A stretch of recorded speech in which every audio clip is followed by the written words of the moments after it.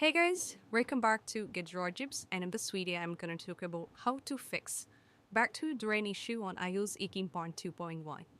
So let's get started. So the first one, just go over here in the settings. Now from here scroll down and navigate to privacy and security.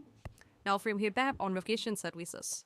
So if you're telling all notification services, we have to contractly turn this off. This is one of the main reason why the battery is being drained out. Apart from this, we can also, if you're not turning this off, if you wanted the location service enabled, afterwards we can make tweak on the individual app. For example, if we wanted to cover turn this off, just tap on this one.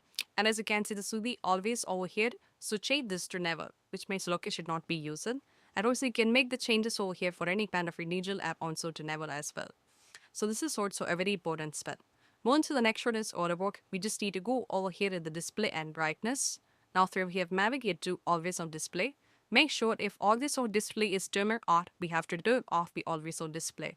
Now just go back once again and over here in the auto lock, if it is in second to never try taking this to 20 seconds or 1 minute. That is also very important.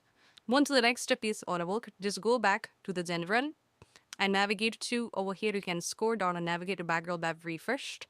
And if the background app refresh is turned on, we have to completely turn this off. Now, apart from this, after trying with this stick, you can also play one booster. Just walk over here on the control panel.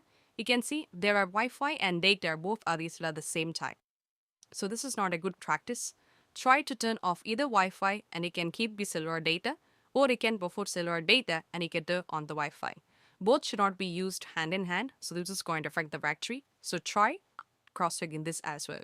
So these are some of the steps that can be done in order to fix the battery drain issue.